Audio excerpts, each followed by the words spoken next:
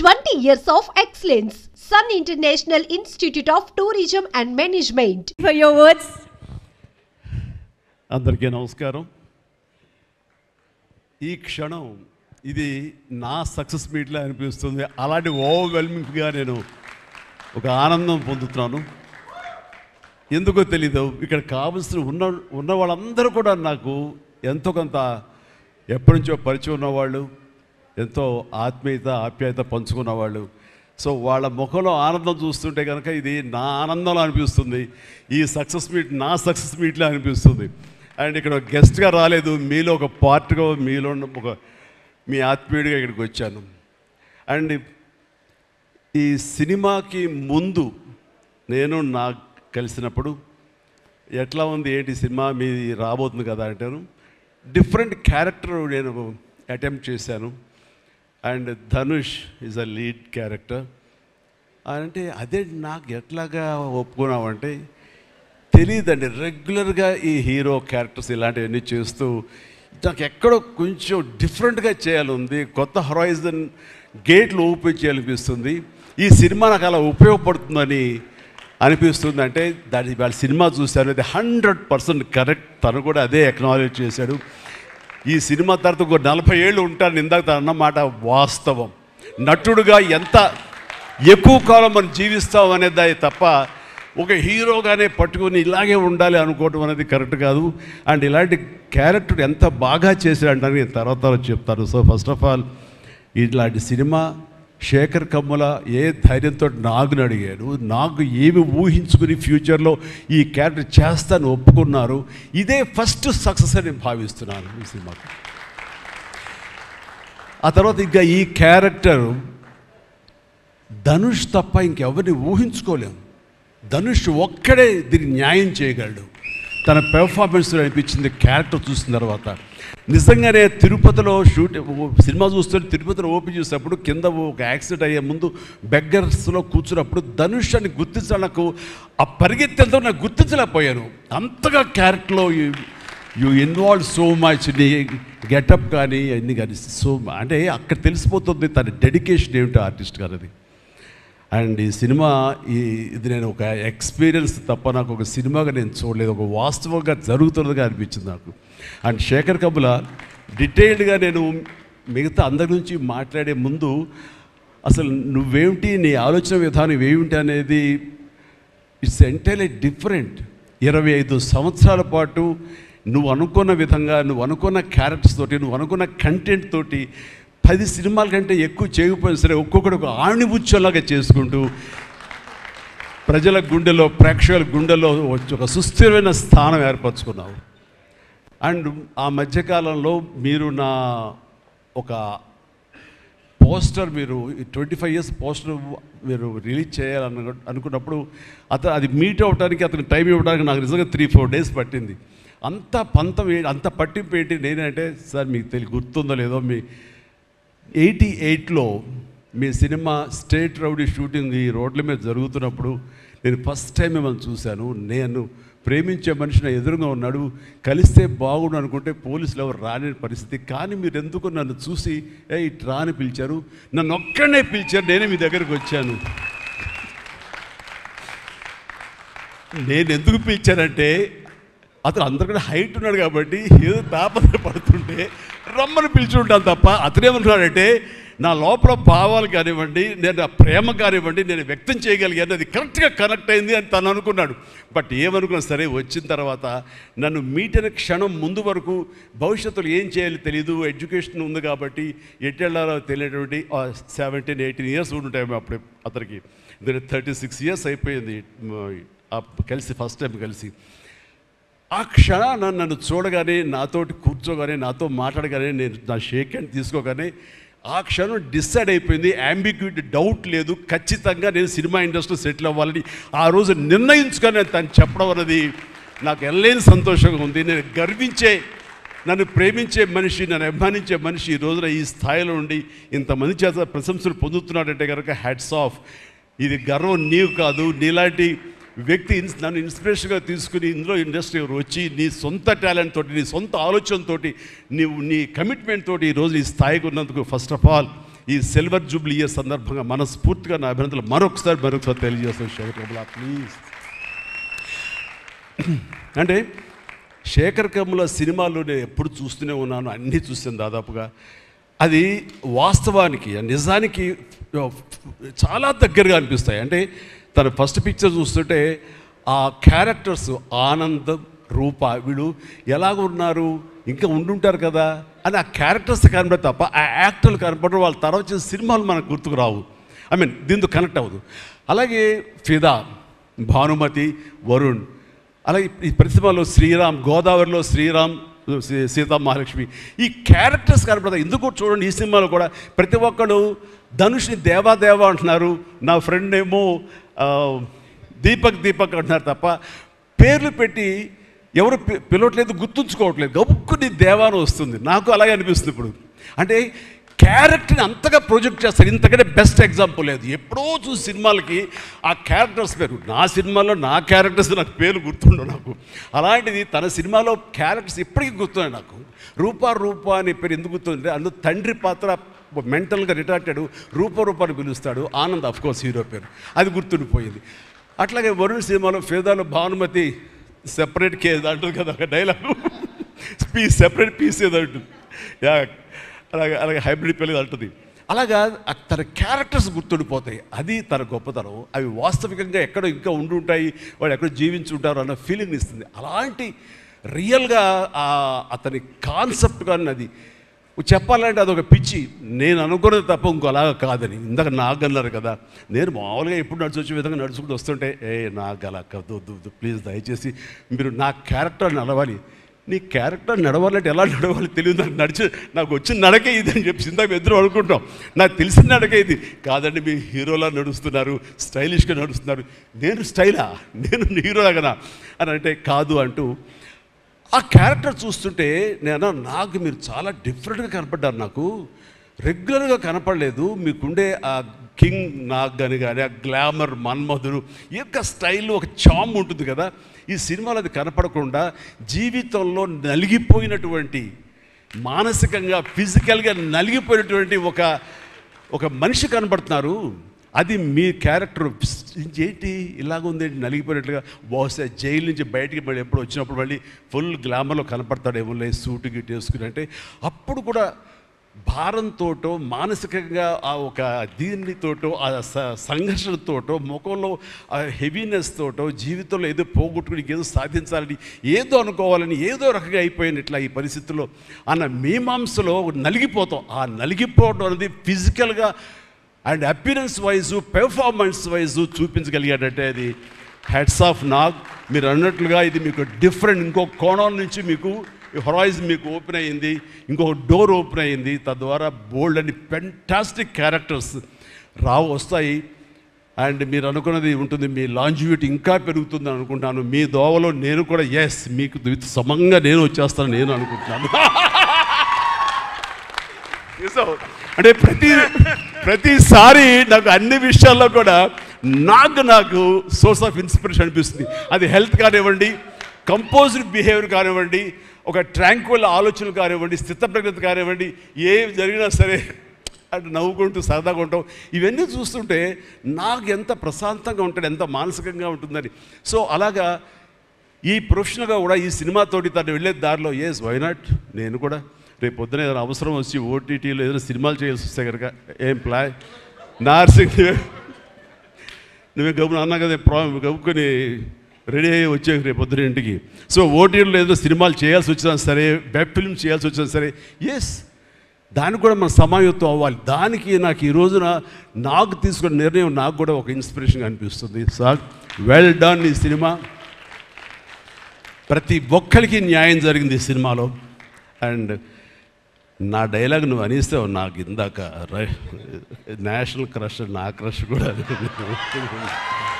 అందుకని నేను ఆ మాట అనను కానీ అనుకుంటాను అంతే, పైగా మాత్రం నేను అనను. సరే అమ్మా, ఫెంటాస్టిక్ అమ్మా నువ్వు. అండ్ ఇప్పుడు కదా తన ఫస్ట్ సినిమా హీరోయిన్గా వచ్చినప్పుడు ఆ సినిమాకి ఇలాగే నేను గెస్ట్గా వచ్చాను. ఆ రోజు నుంచి తన్ని అబ్జర్వ్ చేస్తుంటే నటనా పరంగా కానివ్వండి, తన ఇమేజ్ పరంగా కానివ్వండి, day by day film after film ఎక్కడికో వెళ్ళిపోయింది. ఇది నేషనల్ క్రష్ కాదు, ఇంటర్నేషనల్ క్రష్ అయిపోయింది అమ్మాయి. అండ్ గాడ్ బ్లెస్ యూ అమ్మా, నువ్వు ఎంత బాగా పెర్ఫామ్ చేస్తావంటే నేను చూస్తుంటే నీ కళ్ళు తప్ప ఇంకేమైనా అట్రాక్ట్ చేసుకోవు, కళ్ళు ఒకలా చూస్తుంటావు నేను. అండ్ ఆ కళ్ళతో ఏమి పలికిస్తుంది ఎక్స్ప్రెషన్ అంటే ఇంకా అంత ఇంత కాదు. అండ్ ఈ సినిమాలో ఎంత నిడివి ఉంది, ఎంత లెంగ్త్ ఉంది క్యారెక్టర్ అనే దానికంటే ఎంత ఇంటెన్సిటీ ఉంది అంటే అందులో మాత్రం చూపించగలిగింది ప్రతిదీ. ముఖ్యంగా బిడ్డను హోల్డ్ చేసినప్పుడు ఆవిడ ఒక కన్నతల్లిలాగా, ఒక అమాయకంగా ఒక ప్రియుడిని మోసపోయినప్పుడు వాడి వల్ల ఎక్కేసినప్పుడు నాకు చూడాలందులో సౌందర్య వచ్చేసి అప్పారావు వస్తాడు ఇంకా అటు కోసం వెయిట్ చేస్తానంటే పిచ్చమొహం అన్నట్టు ఫీలింగ్ వచ్చింది. అంత అమాయకురాలాగా ఉంది. అది మళ్ళీ ఇందులో కనిపించింది నాకు, ఆ సౌందర్య కనిపించింది ఆ క్యారెక్టర్ చేయటంలో. You done fantastic job. ఆ తర్వాత సీరియస్నెస్గా పెంచుకుంటూ, ఆ తర్వాత దేవాకి సపోర్ట్గా ఉంటూ అండ్ దేవాన్ని ఓన్ చేసుకునే విధంలో మాత్రం నీ ట్రాన్స్ఫర్మేషన్గా నీ characterisation well designed and well performed. Fantastic అమ్మా, ఫెంటాస్టిక్. అండ్ ఇంకా మిగతా క్యారెక్టర్స్ అందరూ అన్ని రకాలుగా అన్నీ బాగా చేసినా సరే నిజంగా చెప్తాను, హృదయానికి హత్తుకుపోయిన క్యారెక్టర్ ధనుష్. అంటే ఈ క్యారెక్టర్కి ధనుష్ తప్ప ఇంకెవరు లేరని, ఇంకెవరు చెయ్యలేరు. ష్యూర్ ఇంకొక హీరో లేడు. అంత పెర్ఫార్మ్ ఇచ్చి హీరో ఇమేజ్ ఉండి, స్టార్ ఇమేజ్ ఉండి, అన్ని రకాల కాంబినేషన్లో ఉండి చేసే మనిషి అంటే the one and only star in India is Dhanush. ధనుష్ని మైండ్లో పెట్టుకుని ఈ క్యారెక్టర్ డిజైన్ చేసావా శేఖర్? లేదు, నీ క్యారెక్టర్కి అతను అనుకోకుండా సరిపోయాడా అని అంటే నాకు లేదు. నువ్వు ధనుష్ని దృష్టిలో పెట్టుకుని ఈ క్యారెక్టర్ డిజైన్ చేసేవేమో అని అనిపిస్తుంది నాకు. ఎందుకంటే ఈయన సపోజ్ నేను చేయలేని శేఖర్, వెరీ సారీ సార్, நான் ரொம்ப பிஸியாக இருக்கேன், நான் பண்ண முடியாது అని சொன்னா என்ன பண்ணுவேని? ఎవరున్నారు చేయడానికి? నన్ను అడిగితే నా వల్ల కాదు, నాకు వద్దని బాబు ఈ కష్టాలు ఇవి నాకు ఇలా ఎవరు లేరు. అంత న్యాచురల్గా ఆ క్యారెక్టర్లో ఇమిడిపోయి ఆ క్యారెక్టర్ని అంత బాగా చూపించడం అనేది ధనుష్ తప్ప ఇంకెవరు లేరు. ధనుష్ నీకు బెస్ట్ యాక్టర్ అని చాలా మామూలు అయిపోయింది. మాకు ఎప్పుడైనా వస్తే వావ్ నాకు వచ్చిందో నేషనల్ బెస్ట్ యాక్టర్ అనుకోవాలి తప్ప నేను. బట్ నీకు ఇది మామూలు అయిపోయింది. మళ్ళీ ముందస్తుగా నీకు అడ్వాన్స్గా చెప్పేస్తున్నాను, నీకు కంగ్రాట్స్. నీకు బెస్ట్ యాక్టర్ అనేది ఖచ్చితంగా రావాలి. లేకపోతే నీకు నేషనల్ అవార్డ్స్ అనేదానికి మళ్ళీ అర్థం లేదు. బట్ అది నీకు ఇది మామూలే, కానీ నీకు ఈ సినిమాకి వస్తే కనుక ఈ ఇందులో ప్రతి ఒక్కరికి అది గర్వకారణం. అది definite you will win. Fantastic. ఇక ప్రొడ్యూసర్స్గా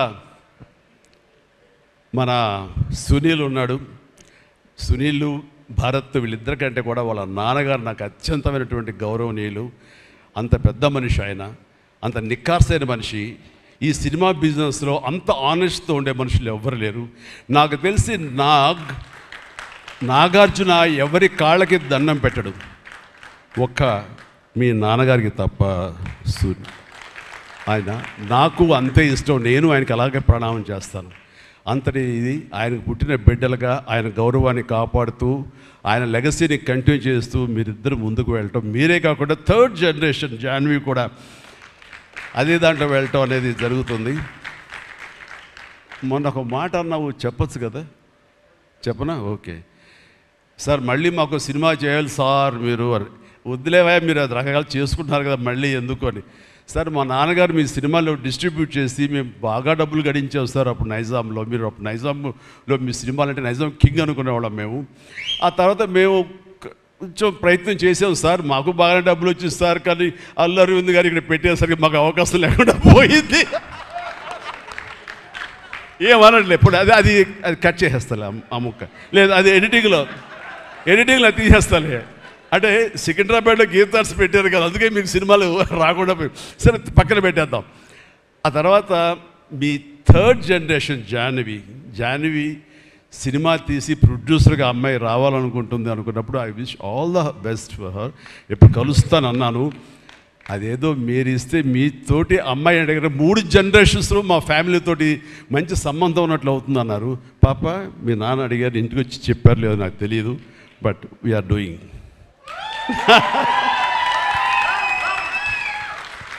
ధనుష్ చేసిన ఛాలెంజింగ్ లాంటి క్యారెక్టర్స్ వద్దమ్మా. ఫన్ ఓరియంటెడ్, మాస్ ఓరియంటెడ్, మనది సరదాగా గ్లామర్ ఇంతే. Okay, right. సో ఈ రకంగా 3వ జనరేషన్కి కూడా ఎస్ ప్లీజ్ ఈ లెగసీ ఇలాగే కంటిన్యూ అవుతుండాలి, మీ ఫ్యామిలీ బాగుండాలి నాన్నగారు ఆశీస్సులతోటి. అండ్ ఇలాంటి కుబేరా సినిమాలు మరి ఎన్నో సక్సెస్ఫుల్ సినిమాలు చేయాలి. ఇందాక ధనుష్ అన్నట్లుగా మీ మొక్కల ముందు నవ్వు ఉండాలి. ఇప్పుడు నవ్వు కొంచెం ప్లీజ్. Thank you. మీరు నవ్వుతూ ఉంటేనే మా అందరికీ నవ్వు ఉంటుంది, మేము నవ్వుతూ ఉంటాం. Thank you.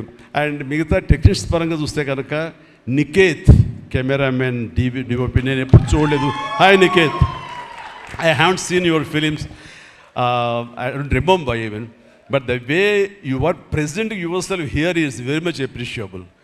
I could see the energy, what you are pouring here, definitely it will reflect on the stage. Otherwise, Nagaja would have been praised you so much.